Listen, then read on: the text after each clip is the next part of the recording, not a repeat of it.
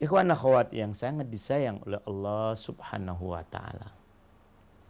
Tidak ada satu keindahan kehidupan kecuali apabila seseorang dapat menggapai husnul khotimah.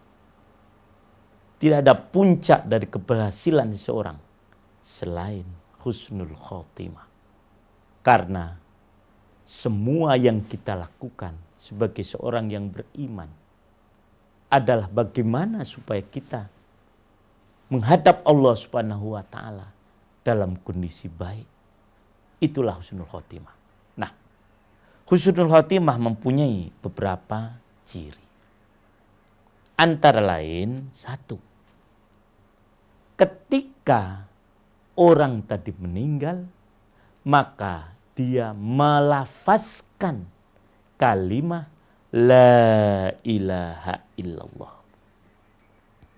Dalam sebuah hadis yang diriwayatkan oleh Imam Abu Dawud dan Al-Hakim, Rasulullah SAW bersabda, "Man kana akhiru kalamihi la ilaha illallah dakhalal jannah." Siapa yang akhir ucapannya adalah la ilaha illallah, maka dia dijamin masuk surga.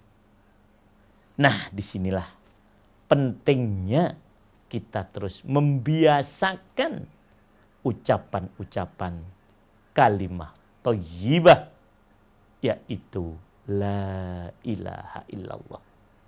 Juga betapa pentingnya kita mentalkin orang yang sudah sakaratul maut dengan kalimat ini. Itu yang pertama.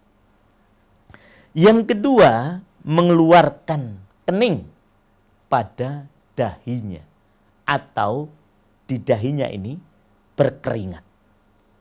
Rasulullah Shallallahu Alaihi Wasallam bersabda, "Al-mu'minu yamutu bi'araqil jabin." Rawahu Tirmidzi wan Nasa'i.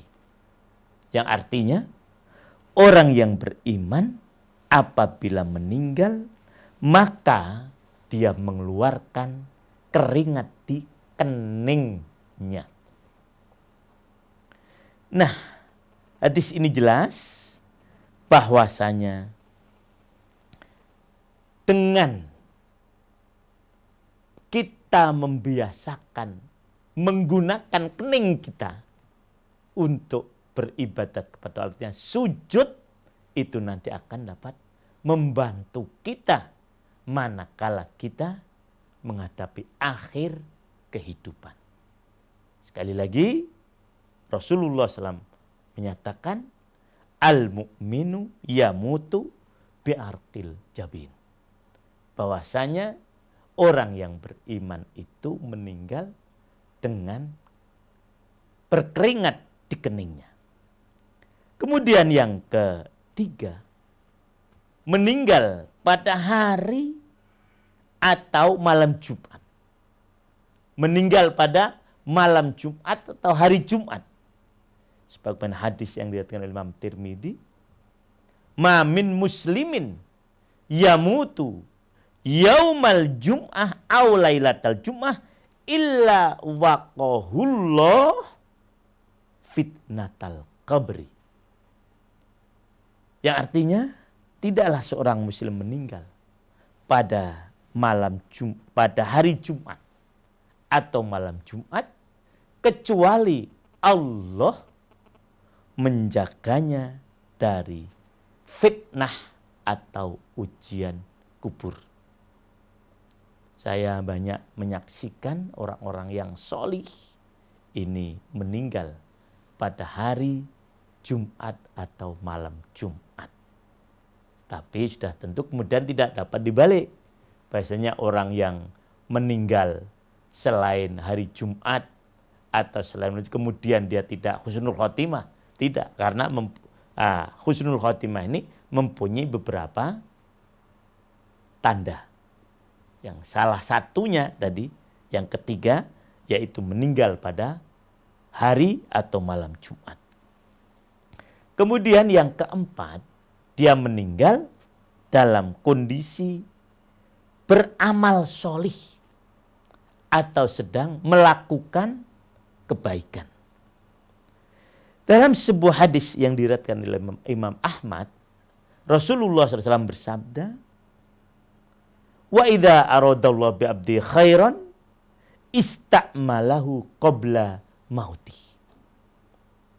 Qalu ya Rasulullah, kaifa yasta'miluhu? Qala yuwaffiquhu li'amalin sholih thumma yuqbiduhu alaihi. Yang artinya, apabila Allah menghendaki kebaikan pada seorang hambanya, maka Allah akan memperindah atau mempekerjakannya sebelum kematiannya, qabla mauti. Para sahabat bertanya, bagaimana Allah memperindah kematiannya? Kemudian beliau bersabda, yaitu seseorang hamba akan dipermudah untuk melakukan kebaikan atau ketaatan sebelum Allah mencabut nyawanya. Nah, jadi ini, apabila seorang akan meninggal dunia, kita lihat amalnya baik-baik terus. Nah, ini tanda kalau dia akan menggapai husnul khotimah. Ada seorang yang akan meninggal, dia silaturahim ke beberapa ikhwannya. Begitu sampai di rumah, meninggal dia. Atau bahkan ada orang yang meninggal dalam keadaan melaksanakan sholat, dan seterusnya dan seterusnya. Nah, inilah ciri yang keempat dari husnul khotimah. Kemudian yang kelima, meninggal dunia di jalan Allah Subhanahu wa ta'ala, atau yang disebut dengan mati syahid. Baik itu syahid dunia, maksud kami syahid akhirat, maupun syahid dunia akhirat. Syahid ini memang ada tiga. Ada syahid dunia akhirat, orang yang mati syahid dalam rangka berperang di jalan Allah. Ada lagi orang yang syahid dunia, orang yang meninggal di jalan Allah tapi niatnya tidak untuk Allah. Nah, kemudian orang yang syahid akhirat, dia memang tidak meninggal di jalan Allah, tapi dalam kondisi-kondisi tertentu. Nah, Rasulullah SAW bersabda, "Asy-syuhada'u khamsatun. Al-mad'un wal mabtun wal gharaq wa syahibul hadam wa syahid fi sabilillah." Syuhada, orang yang mati syahid itu ada 5. Yang pertama adalah yang kena penyakit taun, penyakit menular. 1. Yang kedua, orang yang kena penyakit perut, misalnya TBC dan sebagainya. Kemudian yang ketiga, orang yang tenggelam, al-gharq. Kemudian yang keempat, orang yang tertimpa bangunan. Dan yang kelima adalah orang-orang yang mati syahid. Ini ciri dari husnul khotimah. Nah, kemudian ini yang keenam. Ini khusus untuk kaum ibu. Nah, apa? Yaitu meninggal dikarenakan melahirkan anaknya. Sudah tentu kalau dia itu beriman dan tadi bertakwa, ya. Jadi tidak bisa dipisahkan. Tidak semua kaum wanita, tapi muslimat. Muslimat yang melahirkan anak, kemudian dia meninggal dunia, maka dia termasuk tanda-tanda dalam husnul khotimah. Al-mar'atu, begitu Rasulullah SAW bersabda, yaqtuluha waladuha jam'a syahidatun. yajurruha waladuha bisarorihi ilal jannah. Hadis ini diriwayatkan oleh Imam Ahmad. Seorang wanita yang melahirkan anak kemudian meninggal dunia, maka anaknya akan menarik tempat tidurnya ke surga. Ini yang ke-6. Kemudian yang ke-7, meninggal dunia di jalan Allah atau sedang berperang. Ya. Kalau tadi yang ke-6 adalah meninggal dunia karena dia itu di dalam kesyahidan, baik dunia dan baik syahid akhirat maupun syahid dunia akhirat. Nah, ini khusus untuk yang meninggal dunia karena berperang di jalan Allah Subhanahu wa ta'ala. Khusus yang tadi saya sebut dengan syahid dunia akhirat.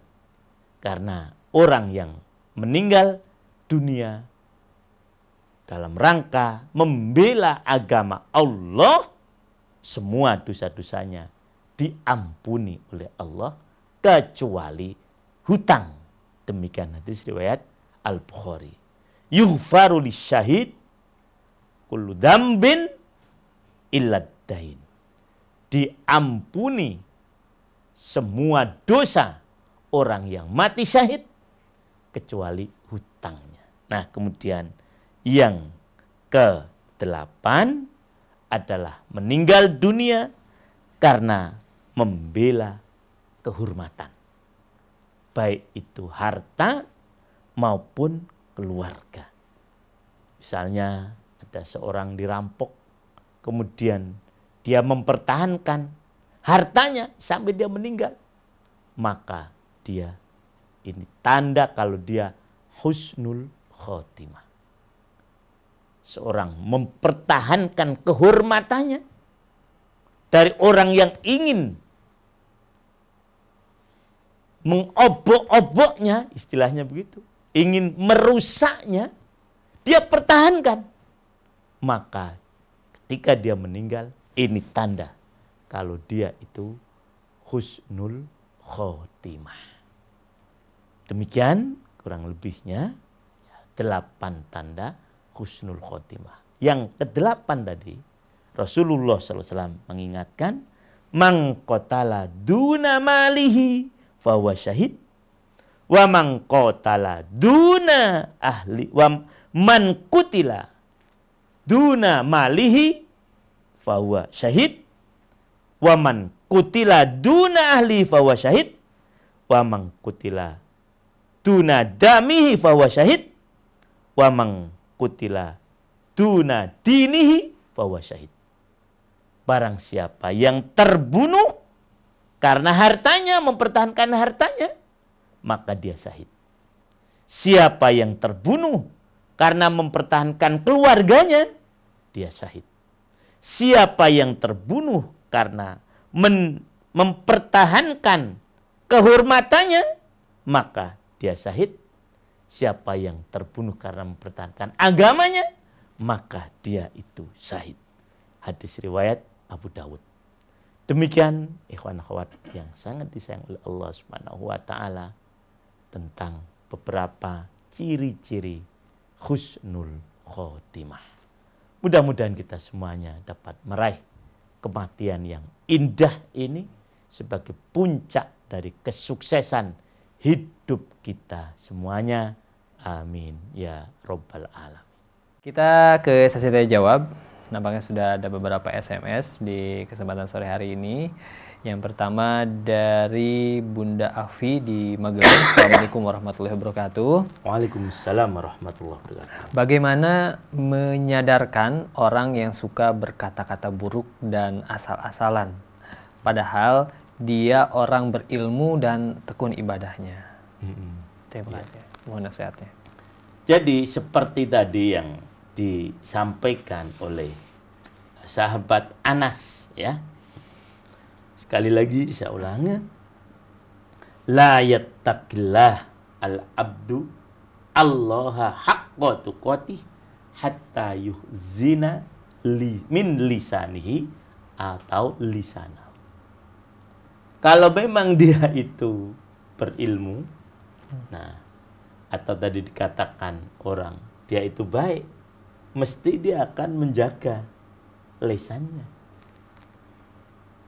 Di sini kita harus dapat membedakan mana orang yang berilmu dan mana orang-orang yang hanya menjadikan ilmunya sebagai barang untuk menipu orang.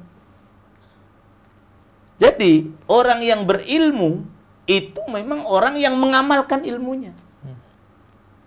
Jadi kalau orang yang punya ilmu tapi dia tidak mengamalkan ilmunya, dia belum dikatakan sebagai orang yang berilmu. Karena apa? Ilmu itu mesti berkaitan erat dengan amal. Kalau kita lihat, huruf-hurufnya saja sama.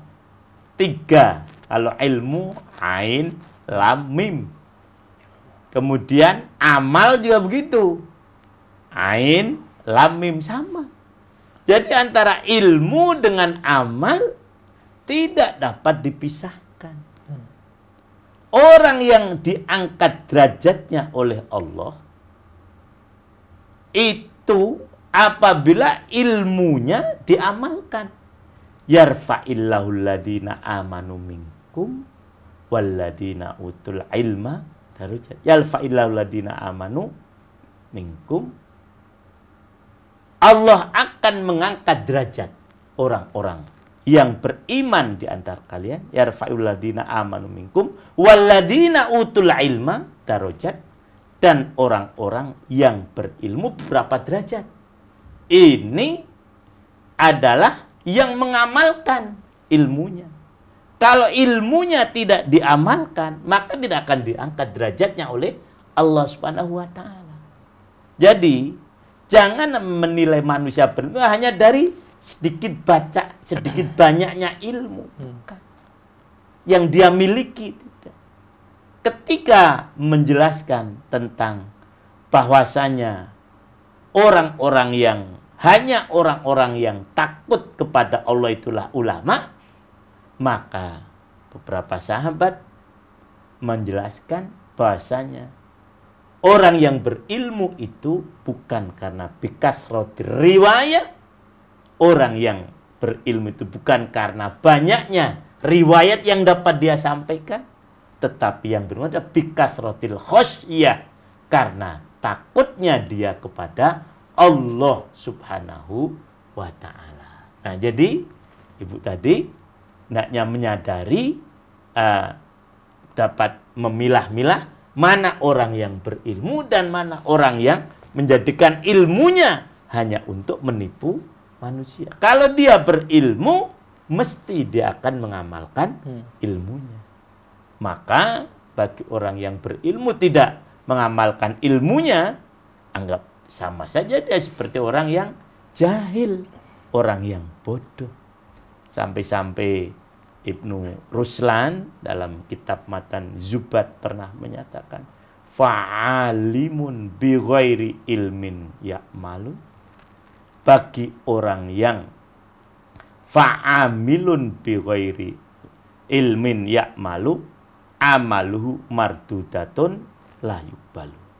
Orang yang beramal fa'amilun, orang yang beramal tanpa ilmu, maka ilmunya akan ditolak, tidak akan diterima. Sebaliknya, orang yang berilmu, dia tidak mengamalkan ilmunya. Seseorang yang dia punya ilmu, tetapi dia tidak mengamalkan ilmunya, maka dia akan disiksa oleh Allah Subhanahu wa ta'ala sebelum penyembah-penyembah berhala disiksa oleh Allah Subhanahu wa ta'ala. Nah, amilun bi ghairi ilmin ya'malan mu'adzabun min qabli ubadin wasan. Orang-orang yang berilmu dan dia tidak mengamalkan ilmunya, maka dia akan disiksa oleh Allah Subhanahu wa taala min qabli ubadil wasan, sebelum penyembah berhala disiksa oleh Allah Subhanahu wa taala. Jadi kalau dia berilmu, mestilah dia akan menjaga lisannya. Kalau dia tidak menjaga lisannya, berarti dia tidak berilmu. Wallahu a'lam bishawab. Baik. Dan selanjutnya dari Ibu Surya di Depok. Assalamualaikum warahmatullahi wabarakatuh, Ustadz. Apakah nanti kalau di akhirat seorang istri menanggung dosa suaminya, katanya, karena semasa hidupnya suami jauh dari agama, sementara istrinya itu seorang yang soleh? Mohon pencerahannya. Ya. Jadi dalam hidup ini masing-masing punya kewajiban. Nah, seorang suami berkewajiban terhadap seluruh penghuni rumah tangganya. Dia punya kewajiban menjaga istrinya, menjaga anak-anaknya, dan seterusnya, dan seterusnya. Nah, kalau istri, dia tidak punya kewajiban terhadap suaminya. Jadi kalau ada seorang istri yang solihah, kemudian suaminya ini tidak soleh, maka apa yang dilakukan oleh suaminya, istrinya itu lepas tangan. Terlepas dari apa yang dilakukan oleh suaminya. Tetapi kebalikannya, ini beratnya jadi suami. Kalau ada istri yang tidak solihah, suami bertanggung jawab dengan ketidaksolehan istrinya tadi, maka dia harus mengingatkan istrinya. Adapun istri tidak berkewajiban mengingatkan suami, tapi kalau mau mengingatkan lebih baik, tentu saja, karena yang kita inginkan adalah bagaimana kita berumah tangga ini tidak hanya di dunia saja, tetapi juga di akhirat. Tetapi sekali lagi, bahwasanya istri tidak bertanggung jawab. Tabarruk dia, lepas tanggung jawab dari apa yang dilakukan oleh suaminya. Tetapi apabila suami, maka dia bertanggung jawab dari apa yang dilakukan oleh istri. Wallahu a'lam bishawab. Selanjutnya SMS dari hamba Allah di Sukabumi. Assalamualaikum warahmatullahi wabarakatuh. Waalaikumsalam warahmatullahi wabarakatuh. Bagaimana kalau ada orang secara zohir semasa hidupnya itu tukang maksiat, kemudian dia meninggal? Apakah kita berdosa kalau kita tidak mengurus jenazah dan juga tidak menyolatkannya? Iya. Kewajiban orang yang hidup terhadap orang yang mati itu ada 4. Yang pertama adalah memandikan. Terlepas dari siapa itu. Nah, itu. Kemudian yang kedua adalah mengkafani. Jadi ini kewajiban kita sebagai orang yang hidup. Kemudian yang ketiga, mensolati. Kemudian yang keempat, menguburkan. Kalau dia bukan muslim, maka sudah tentu kewajiban menyolati tadi tidak ada. Nah, orang yang berperilaku tidak baik tadi, tetap kewajiban kita terhadapnya berlaku. Minimalnya 4 tadi, 3, karena mungkin dalam soal sholat, kalau dia non-muslim, jelas kita tidak mensolati. Atau kemudian ada ikhtilaf di kalangan para ulama, karena dia tidak pernah sholat semasa hidupnya, apakah dia boleh disolati atau tidak? Nah, kalau Al-Fakir berpendapat boleh, silakan solati. Karena ada hadis, walaupun masih diperbincangkan kedudukannya oleh para ulama, ada yang mengatakan ini doif, yaitu ini sallu khalfa man qala la ilaha illallah wa sallu ala man qala la ilaha illallah. Salatlah di belakang orang yang telah membaca la ilaha illallah. Artinya kalau kita akan makmum orang, itu cukup kita ketahui dia muslim. Bersyahadat. Nah, dia bersyahadat. Apakah nanti dia musi atau yuhsin dalam sholatnya, itu urusan nanti. Sehingga kita tetap memprioritaskan sholat berjamaah. Sholatlah di belakang orang yang sudah mengucapkan la ilaha illallah. Dan sholatilah orang yang mengucapkan la ilaha illallah. Kalau memang dia mengucapkan la ilaha illallah, udah sholati.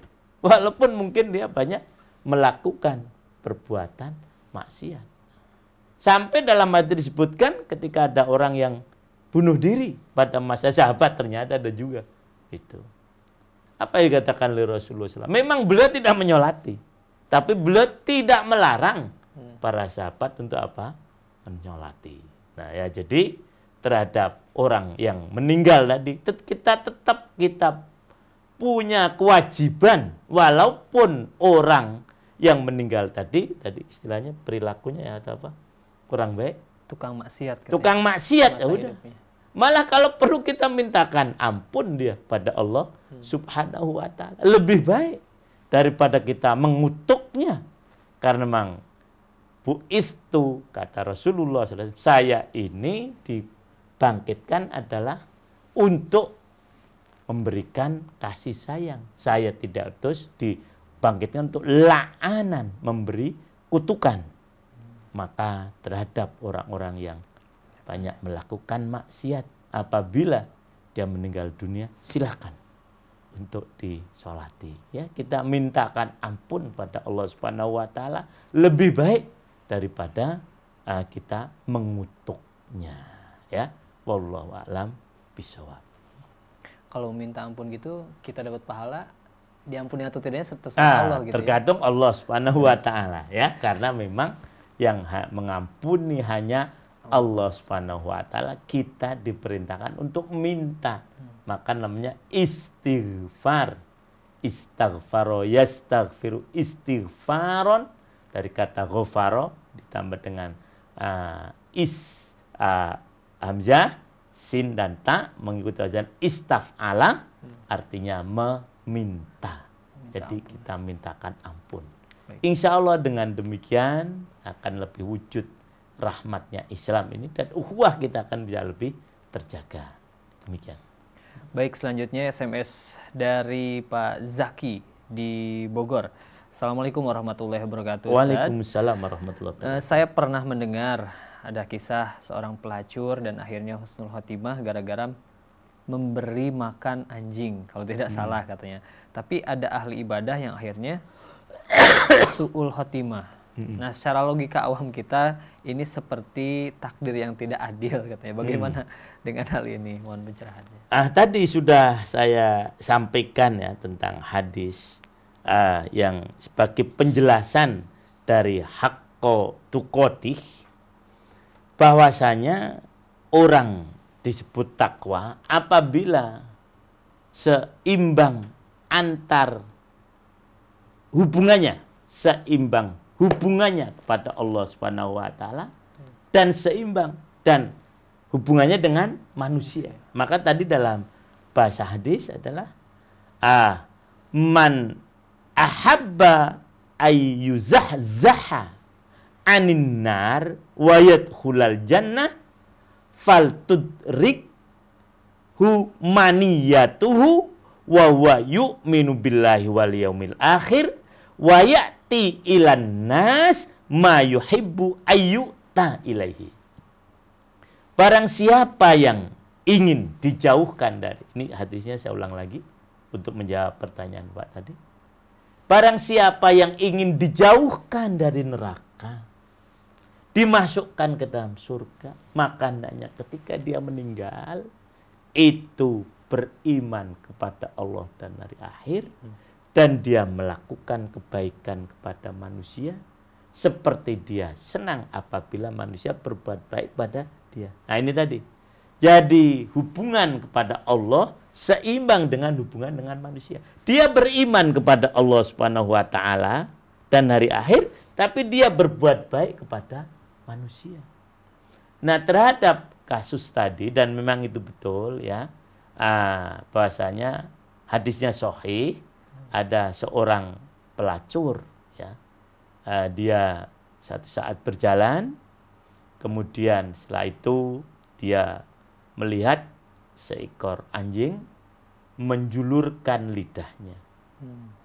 Dia berpikir, anjing ini kehausan. Kalau saya kehausan seperti dia, betapa beratnya. Nah, kemudian beliau turun ke sumur. Turun ini, dia perempuan itu sumur. Turun. Nah, kemudian dia lepas terumpahnya. Orang-orang Arab dulu terumpahnya dari kulit ya. Nah, kemudian beliau isi air itu tadi, isi terumpahnya dengan air, kemudian dia gigit, naik ke atas. Kemudian setelah itu dia berikan anjing yang kehausan tadi minuman dari air sumur yang dia ambil melalui sepatunya, terumpahnya tadi. Maka dosa-dosa dia diampuni oleh Allah Subhanahu wa taala. Ini Allah mengajarkan pada kita agar kita punya rasa sayang atau berbuat baik kepada sesama makhluk. Nah, kenapa dia memberikan minuman kepada anjing tadi sebagian pensar hadis ini? Karena memang saat itu anjing belum dinajiskan.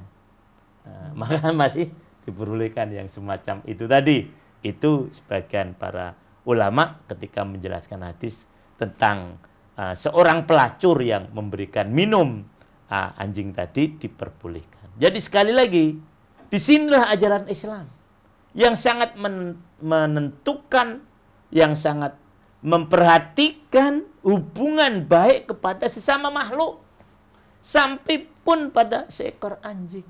Nah, apalagi kepada manusia. Kepada seekor anjing saja kalau kita berbuat baik, kita mendapatkan balasan. Bahkan tadi berupa pengampunan dosa-dosa dari Allah Subhanahu wa taala.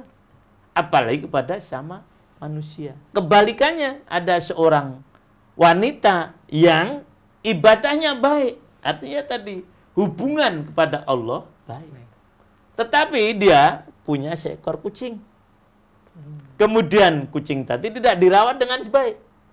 Akhirnya karena kucing tadi tidak dirawat dengan benar, dia diberi makan dengan rutin, mati. Maka perempuan yang ibadahnya pada Allah tadi baik masuk neraka dia. Lah, inilah ajaran Islam yang mengajarkan kasih sayang kepada sesama makhluk. Maka sekali lagi, untuk bisa menggapai husnul khotimah, maka hubungan baik kita, hubungan kita kepada Allah harus baik, dan hubungan kepada sesama manusia juga harus baik. Nah, kalau misalnya orang banyak utang misalnya, lah sulit itu husnul khotimah. Nah, atau bahkan koruptor, walaupun hasil korupsinya dia gunakan untuk umrah berkali-kali, atau bahkan untuk haji. Nah, ini meragukan. Hajinya sah. Tetapi soal diterima atau tidaknya, tidak diterima. Karena Allah itu thayyibun. Allah itu baik. Hanya menerima yang baik-baik saja. Saya menyatakan nih, secara dohiriyah, bahasanya amal ibadahnya sah, tetapi tidak diterima oleh Allah. Umrahnya sah secara fikih, ya itu. Tapi apakah diterima, apa termasuk makbulah atau tidak? Menurut saya enggak. Nah, karena tadi hasil yang dia pakai itu hasil dari halal yang tidak baik. Allah innallah jamin, la yaqbalullah, innallah thayyib, la yaqbalu illa thayyib. Allah itu baik dan tidak menerima illa thayyiban, kecuali yang baik-baik. Nah, jadi koruptor itu, menurut imat saya, kalau tidak segera tobat, sulit untuk husnul khotimah. Walaupun kemudian dia setelah korupsi banyak mendekatkan diri pada Allah, selama dia belum tobat dari korupsinya, artinya yang mengembalikan hartanya yang dikorupsi itu dengan ikhlas kepada, kalau yang dia korupsi itu negara misalnya, kembali negara, wah sulit itu untuk husnul khotimah. Maka sekali lagi berhati-hati dalam hidup ini. Kita perbaiki hubungan kita dengan Allah Subhanahu wa taala. Tapi juga harus kita perbaiki hubungan kita dengan sesama manusia. Begitu juga sebaliknya. Jangan hanya hubungan baik pada Allah Subhanahu wa taala, hubungan baik pada manusia, sementara itu tidak baik hubungannya dengan Allah Subhanahu wa taala. Tidak bisa. Orang Islam itu adalah orang yang beramal soleh. Orang yang beramal soleh adalah orang-orang yang melakukan pekerjaan sesuai dengan ketentuan Allah, dengan ketentuan manusia. Jangan begini, yang penting kan baik, nggak sholat, nggak apa-apa. Nggak bisa. Itu. Ada 2 atau 3 hal yang selalu berdampingan. Satu dilakukan, yang satu tidak, maka yang satu tidak akan diterima oleh Allah Subhanahu wa taala. Yang pertama, atiullah wa atiur rasul. Taat pada Allah dan taat pada Rasul. Taat pada Allah saja, tapi tidak taat pada Rasul, maka ketaatannya kepada Allah ditolak. Kebalikannya, dia taat pada Rasul, tapi tidak taat pada Allah, ketaatannya pada Rasul ditolak. Karena ini harus sama. Wa aqimus shalah wa atuz zakah. Nah ini, dirikanlah sholat dan tunaikan zakat. Orang sholat tapi tidak zakat, sholatnya tidak diterima oleh Allah Subhanahu wa taala. Begitu sebaliknya, orang zakat tapi dia tidak sholat, zakatnya diterima oleh Allah Subhanahu wa taala. Sholat adalah hubungan vertikal dengan Allah Subhanahu wa taala, zakat hubungan horizontal dengan sesama manusia. Inilah Islam. Dan yang ketiga, anishkurli wali walidai. Ini hati-hati bagi para anak nih. Hendaknya dia bersyukur kepada Allah dan bersyukur kepada kedua orang tua. Dia bersyukur pada Allah, ibadahnya pada Allah baik. Tetapi mempergauli orang tuanya tidak baik, maka ibadahnya kepada Allah tidak diterima. Saya sholat, tetapi saya tidak berbakti pada kedua orang tua saya, maka sholat saya tidak akan diterima oleh Allah Subhanahu wa taala. Karena ini harus seimbang. Kebalikannya, saya berbakti pada kedua orang tua saya, tapi saya tidak sholat, maka kebaktian saya kepada orang tua tidak akan mendapatkan pahala. Di sini pentingnya hubungan 2 hal tadi, antara hablum minallah wa hablum minannas. Maka orang-orang yang berbuat baik, apapun kebaikannya, selama dia tidak berbuat baik pada Allah, maka ditolak semuanya. Dia berbuat baik pada Allah, dia sebagai seorang muslim. Maka apabila dia non-muslim, dia tidak Islam, walaupun dia berbuat baik begini, begitu, dan sebagainya, ingat kebaikannya tidak akan ada artinya semuanya. Nah, jadi jangan terpesona dengan ucapan, yang penting kan baik. Dalam Islam tidak begitu. Baik kepada siapa dulu? Nah, kalau memang dia kepada dua-duanya, 2 unsur tadi baik, itu yang dihargai. Dia baik kepada manusia, tapi dia juga baik pada Allah Subhanahu wa taala. Itu yang akan mengantar pada husnul khotimah. Ya, wallahu alam bishawab. Baik, nampaknya kita sudah ada di penghujung acara. Dan mungkin sebelum diakhiri seperti biasa, kesimpulan yang disampaikan. Silakan. Alhamdulillah para ikhwan, akhwat, kita mempunyai Al-Quran. Sehingga apapun yang kita hadapi dalam kehidupan ini, akhirnya kita akan mendapatkan solusinya. Oleh karena itu, solusi untuk menghadapi berbagai macam problematika kehidupan adalah Al-Quran. Itu yang pertama. Yang kedua, bahwasanya prestasi puncak manusia adalah ketika dia meninggal dalam kondisi husnul khotimah. Yang ketiga, bahwasanya husnul khotimah itu adalah merupakan hasil dari usaha kita sebelum kita meninggal dunia yang sesuai dengan taufik Allah Subhanahu wa taala. Oleh karena itu mari kita terus berusaha sekuat tenaga agar kita diberi taufik oleh Allah Subhanahu wa taala agar kita dapat menggapai husnul khotimah. Bekerjalah, berbuatlah dengan sebaik-baiknya sehingga nanti Allah memberikan anugerah pada kita untuk dapat mencapai husnul khotimah. Wallahu a'lam bishawab. Baik, ya demikianlah Ikhwan Akhwat tausiah sore untuk kesempatan sore hari ini. Kita akhiri, subhanakallahumma bihamdika asyhadu an la ilaha illa anta astaghfiruka wa atubu ilaik. Wassalamualaikum warahmatullahi wabarakatuh.